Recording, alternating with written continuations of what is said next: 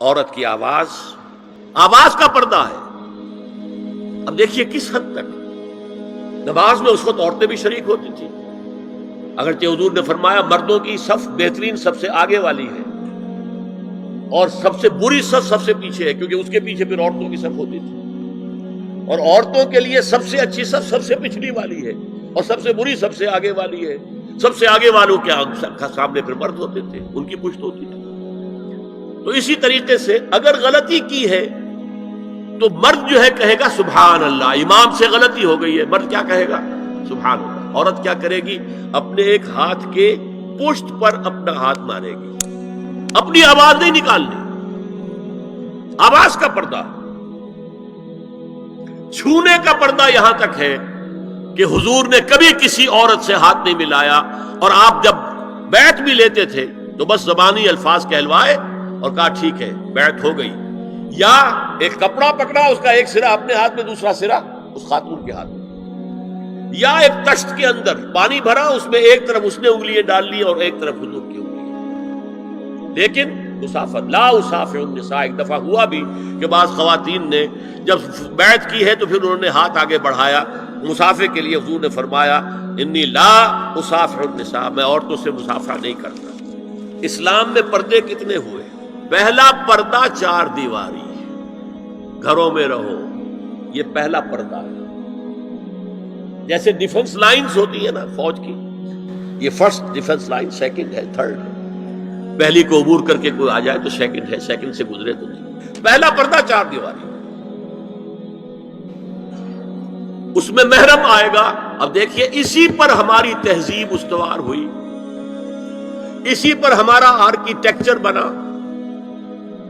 گھر ایسے بنے کہ مردانہ علیحدہ، زنانہ علیحدہ. چھوٹا آدمی ہے تب بھی بیٹھک علیحدہ، بیٹھک باہر سے کھلے گی اور پھر ڈیوڑی سے ہو کر پھر گھر کے اندر جائیں گے. مرد آئیں گے تو یہاں بیٹھیں گے، اندر نہیں جائیں گے. اندر تو صرف وہی جائیں گے جو محرم ہے، ابدی محرم. دوسرا پردہ ستر، گھر کے اندر جو محرم آ گئے ہیں ان کے سامنے چہرہ تو کھلے گا، باقی جسم کا کوئی حصہ بھائی بہن کا نہیں دیکھ سکتا، اور باپ بیٹی کا نہیں دیکھ سکتا، بیٹا ماں کا نہیں دیکھ سکتا. یہ ستر. عورت پوری کی پوری عورت ہے. عورت کہتی ہے چھپانے کی چیز کو. عورات النساء، عورتوں کی چھپی ہوئی چیزیں جن پر ظاہر نہیں ہوئی. لم یظہروا علی عورات النساء، ابھی تک ہم نے لفظ پڑھایا بھی. تیسرا پردہ ہے چہرے کا پردہ، یہ ہے غیر محرموں سے. اور جب کہ گھر سے باہر نکلنا ہو اس کے لیے سورہ احزاب میں نے کہا تھا گھر سے باہر کا پردہ، چہرے کا پردہ وہ غیر محرموں سے ہے، اور گھر سے باہر نکلے گی تو غیر محرم سامنے آئیں گے. یا ایھا النبی قل لازواجک وبناتک ونساء المؤمنین یدنین علیہن من جلابیبہن ذالک ادنی ان یعرفن فلا یؤذین وکان اللہ غفورا رحیما. اے نبی صلی اللہ علیہ وسلم کہہ دیجئے اپنی بیٹیوں سے اور اپنی بیویوں سے اور مسلمانوں کی خواتین سے. اب دیکھیے یہ سورہ احزاب ہی میں ہو رہا ہے. شروع میں یا نساء نبی سے بات چلی، استیزان بھی صرف نبی کے گھر میں داخل نہ ہو اذن کے بغیر. آگے چل کر سورہ احزاب ہی میں عام بھی کر دیا. قل لازواجک وبناتک ونساء المؤمنین، کہہ دیجئے اپنی بیویوں سے، اپنی بیٹیوں سے اور اہل ایمان کی خواتین سے، یدنین علیہن من جلابیبہن، کہ وہ اپنے چہروں کے اوپر اپنی جلباب کو لٹکا لیا کریں، چہرہ چھپ جائے. اب اس کی تفسیر میں چاہتا ہوں کہ آپ کو جو مختلف مفسرین نے کی ہے وہ آپ کے سامنے میں رکھوں.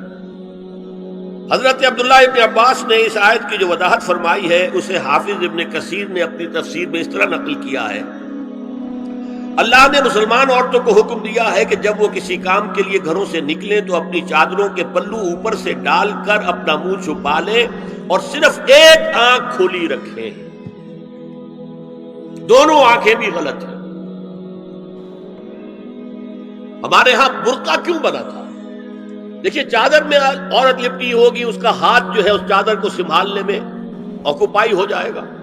برقع ضرورت کی ایجاد ہے جو ہوا ہے. اور اس کے آگے آپ کو معلوم ہے پچھلے برقعوں میں جالیاں لگی ہوتی تھی کہ نگاہوں سے بھی براہ راست سامنا نہ ہو. اور یہ میں نے اپنی آنکھوں سے دیکھا. انقلاب ایران کے بعد جو حاجی آئے ایران سے، ان کو جو میں نے دیکھا ہے، اس طرح چادر میں ملبوس عورتیں ہوتی تھی، لمبی سی چادر، ایک ہاتھ سے اس کو اس طرح پکڑا ہوا ہے اور صرف ایک آنکھ کھلی ہے، دوسری نہیں. میں نے شروع میں کہا تھا ہمارے نزدیک اسلام دین ہے، صرف مذہب نہیں. اسلام قرآن اور سنت دونوں پر مبنی ہے، صرف قرآن پر نہیں. اسی میں ایک اضافہ کیجئے اس بات کا کہ حضور نے کئی حضرات سے یہ کہا، کہیں وہ رشتہ کر رہے تھے، کہ آپ نے ایک نظر دیکھ لیا ہے. اب اگر یہ ایک نظر دیکھنا اس کی اتنی اہمیت ہے تو اس کا کیا مطلب ہے؟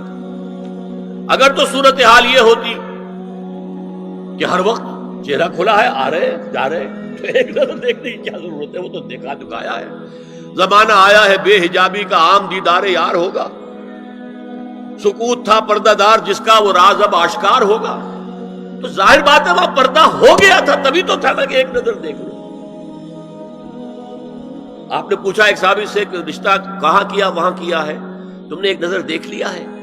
اس خاندان کی آنکھوں میں کچھ نقص ہوتا ہے، دیکھ لیا، بس ایک نظر دیکھنا ہے، اس کی اجازت. تو یہ اجازت ہونا اس کا خود ثبوت ہے کہ عام حالات میں عورت جو ہے وہ دکھائی نہیں دیتی تھی، بلکہ وہ پردے میں رہتی تھی.